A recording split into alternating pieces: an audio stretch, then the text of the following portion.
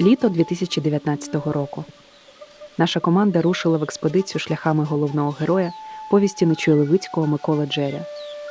Ми їхали центральною Україною через Поділля до Бессарабії.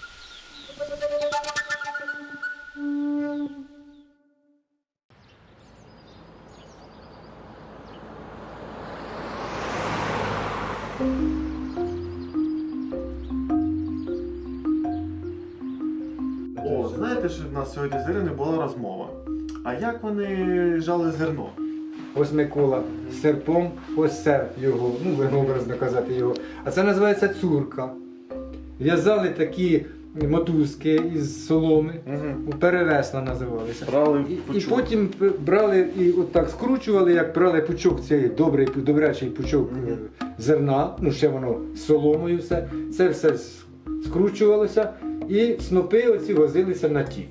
От гребки, які теж були, прикріплювалися до коси. От він косив той дядько, ось так воно було, так? Він косив і оце він складав потім. У волочок складав. Такий волок. Це те, що ми дивилися з тобою, так. І він отак ходив і косив собі ту площу. І це все складалося. Ну, щоб бажано, щоб воно було сухе і висушене, і все. Ну, і це правда буде, якщо ми скажемо, що це такими речами користувався той самий Микола Джеря, коли на панщину ходили, і як він каже, що наш хліб сипеться, а не це панське жнемо і так далі. То, і тут обурення і протест, який в нього виник, вже як вони тікають. Історія музею Нечуй-Левицького та пана Андрія заслуговує окремого фільму, адже його батько присвятив дослідженню творчості письменника усе своє життя. А після смерті батька син продовжив його справу. Він як для мене, та й для мого батька, він як духовний наставник. Він присутній з маличку, коли я ще народився, він присутній у нашій хаті. За словами завідувача музею Андрія Хавруця, коли Нечуй-Левицький створював героя, він ніби списував його з себе, позаяк і сам володів музичними інструментами і часом так вживався в образ, що відчував біль від ударів пана. Микола з товаришами помандрував на Сахарні, на Канівщину, в Стеблів. Він йшов невеликим битим шляхом, а через малі села, понад Россю, невеликими дорогами, щоб не стрітися з вербівськими людьми або зі своїм паном. У Стеблеві, де кінчається містечко, де Рось виривається з тісних берегів, обставлених скелями, є дуже гарне місце. Там Рось минає чималий скелистий острів-замок і знову зливається зі своєю самовілкою. Зараз за тим островом скелисті високі береги обступаються од річки, а там далі каміння ховається під землею. 31 липня. На нас чекали у Вінниці для участі у круглому столі. Були присутні місцеві краєзнавці, історики, етнографи, літературознавці, які допомагали нам у пошуках фактів, локацій та образів. У Нечуй-Левицького є дуже така промовистий образ «Сонячний промінь», який часто підкреслює навіть обстановку в домі, коли він падає на ті квіти, які малював Микола, на книги, на скрипку, на той млинок, який він зробив. І та вогняна птиця, вона пробивається крізь листя, оце сонце на нього падає. І, як на мене, я собі, коли читала, я уявляла оці світлі моменти в житті, там багато сонця має бути. Цікаво, що місцеві науковці описали нам майже кожну стару українську хату, які ще збереглись в районі. А отже, ми зрозуміли, у якому напрямку рухатись далі. В Жабелівці була. Цю хату тільки є отакого кусок, бо це в мене в селі. Тільки такого кусочок. Нема цієї хати. Це є ціла. Оце є ціла. Але вона отака, як є, така вона і зараз. Так, ось будете йти ви якраз, і тут ви юню. Ставком кінчиться і за ставком доріжка туди є. І все. Добре, пішли подивимося. А туди підійдіть, покажи та й все. Оце цього. Оце? Да. Отак і їдемо? Ну, можна їхати, можна пішки пройтися, як хочете. Давай А пішки. тут виїжджає хтось? Виїжджає, сюди заїжджають машини, все на світі. Кажеться вас, так?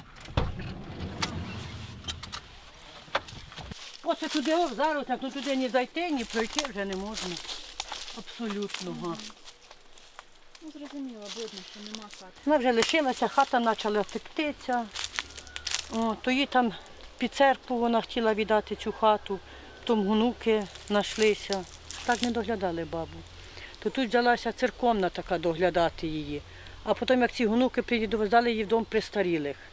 І так і баба в домі престарілих померла. Ну, забрали в селі, поховали і все. Та й оце таке. З'ясувалось, що хата, яка прожила 1,5 століття і ще у 2010-му мала цілком придатний для життя вигляд, сьогодні не лишила й сліду. Водя! Не хочеш від тих камінців до нас прийти? Ми їхали далі, з надією все ж знайти уцілілі автентичні оселі. Але місцеві говорили одне. Її вже немає. Воно вже це Хата є, коло лісу, хата є, але її вже фактично стріхи там точно немає, там тільки рештки залишились. Ну, ми хоча б подивимося, знаєте, хоч як відштовхуватись, як це на екрані взагалі відбудовувати, тому що, ну, не бачили, знаєте, живих їх, тому що те, що в музеях, там, Пирогово і врешті, це трошки інакше, там воно все потрібно. Це... Почекайте, будь ласка, я вже Добре. роботу.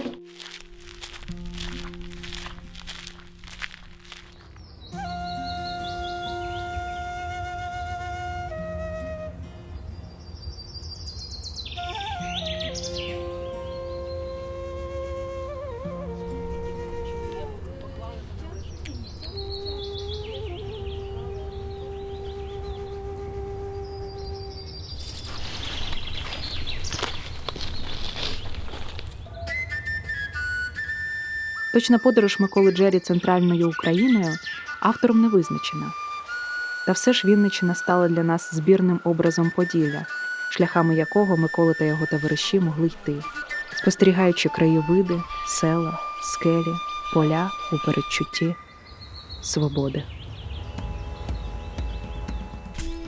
Вони йшли день, йшли два, і не бачили ні одного села, ні одного хутора по дорозі. Одного дня бурлаки примітили серед степу широку синю смугу. То був високий Бесарабський берег по той бік Дністровського лиману. Та синя смуга все наближалася до них, ніби висовувалася з-під землі. Вже було видко гори, вкриті лісом, а між горами глибокі долини та яри. Вже на горах забілів Акерман.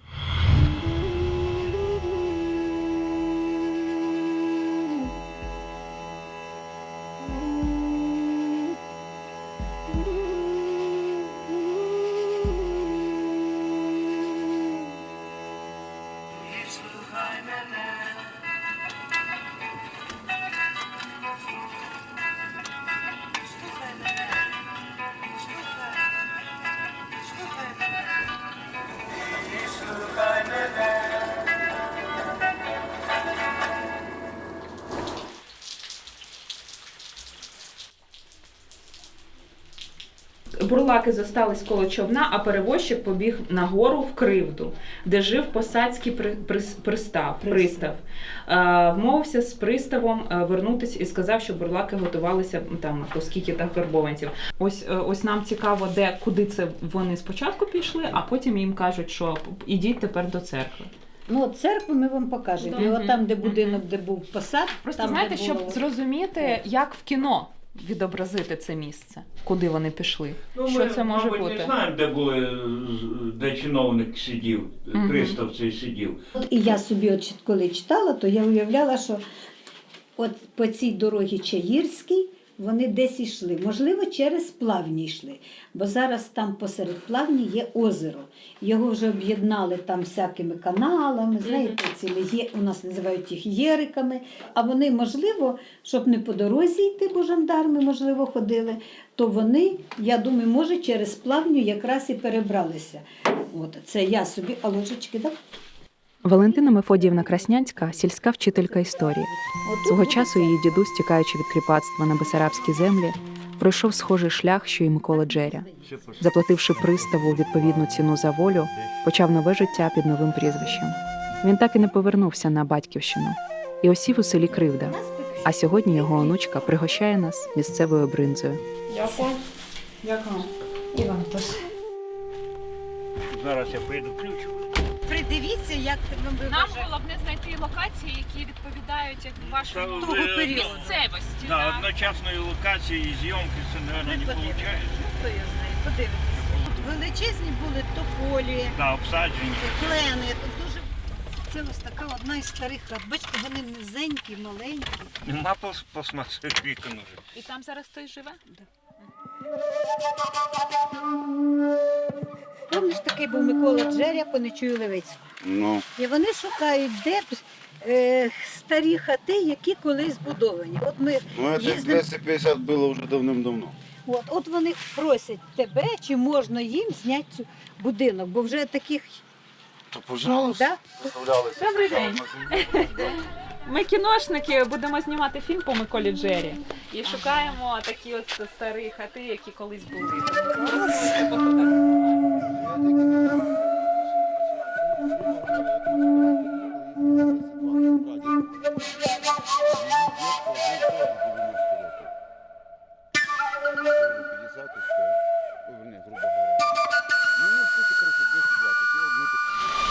Пока!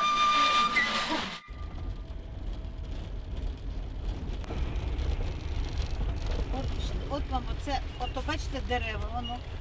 Ото там Ото мокрі чиї. мокрі чи єрик. Оце такий єрик. Отам от були велика кількість. Все стікає з села у плавні.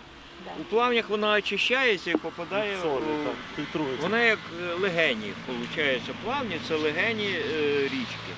От подивіться, якщо взяти он церква рядом, бачите? Да. Он, да?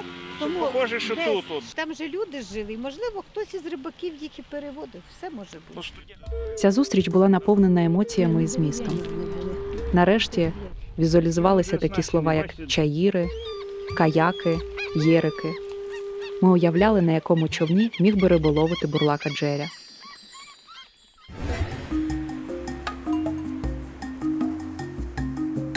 Ми пливли дністровськими плавнями у напрямку до Білого озера.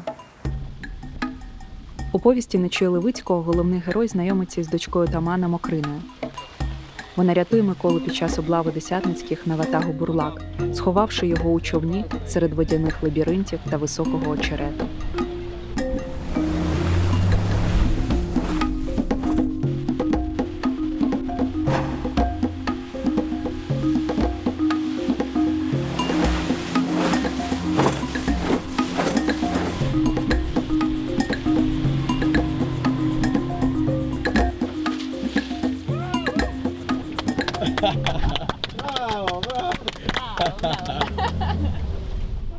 Біле озеро до німоти вразило всіх нас.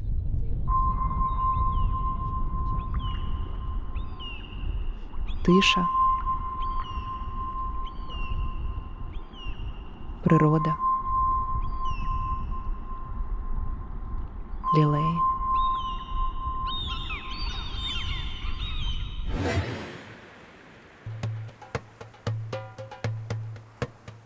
Кількість інформації, яку ми почули у Шабівському краєзнавчому музеї, важко викласти двома словами. Проте коротко можна сказати, що регіон набув розвитку з 1822 року, після поселення швейцарських колоністів. На цих землях вони займалися виноробством. Окрім них, тут жили болгари, румуни, гагаузи, греки, росіяни і українці. Коли тут бував Нечуй Левицький, то переважна кількість місцевого населення було українців. Навіть якщо взяти перепис після відходу турків у 13-му році, то там, якщо брати слов'янський чинник, було дуже багато вірменних греків, ще турки залишалися, але серед слов'ян найбільше було українців. Майже на той час майже 40% населення у місті. Керман був українським. Тут український слід для вченого кінця 19 століття, він до цього всього міг доторкнутися. Я вважаю, що він це все об'їв. Ви тоді рулите, так. Здесь во время Нечуя Левицького були сади. Це застроїли тільки на початку 70-х. Програма? Так, була програма, що села, в яких переміг комунізм. Тому ми такі, як містечко. Це військові будинки. Та йо-моє, от це я вас загнав в нетрі.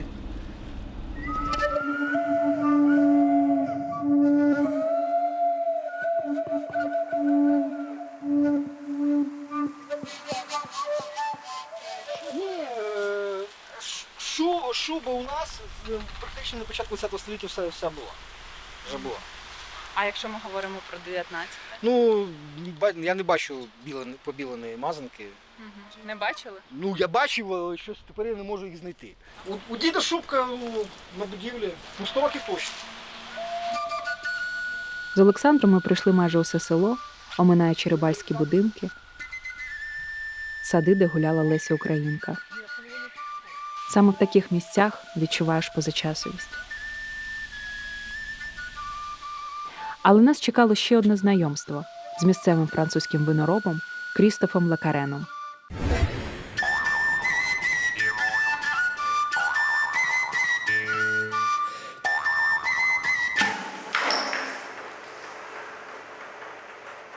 Крістоф зустрів нас вином, виготовленим за старовинним французьким рецептом.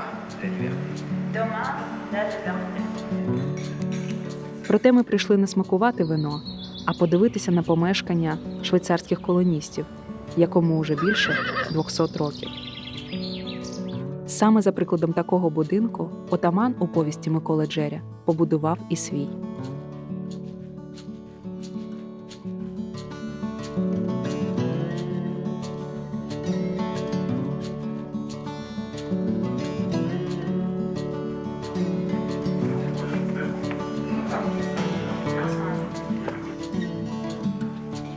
Такой печь Голланд. Ага, голландская, да? Голланд. Когда в советские времена тут закрывали двери, стройки гаражи, и тут организовали комната для тракториста на кушет, на мини-крыши, etc. Ага, ага. Je dirais для швейцарских колонистов без другой дом рядом. Да. Ну, а если у вас на территории под каким-то углом мы бы могли взять какую-то часть, это возможно было бы? Нужно говорить. Говорить, посмотреть. да? Надо понимать, что это, да? Такой пример. И что именно, да? І нашу домовленість про можливі майбутні зйомки у його помешканні ми закріпили келихом вина.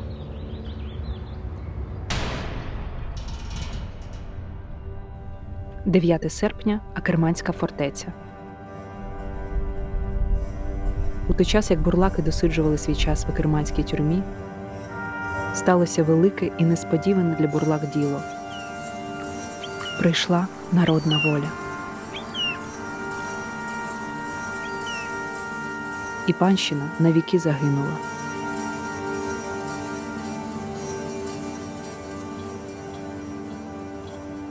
Знов перед бурлаками розіслався широкий степ, знов пішли вони знайомими шляхами.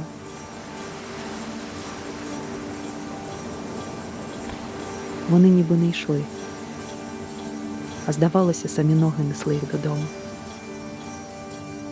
До Вербівки.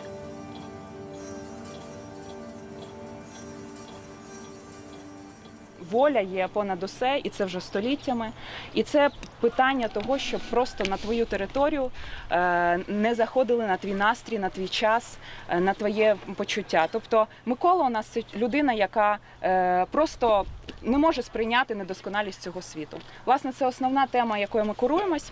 І будемо починати. Все? Добре. Давай тримати.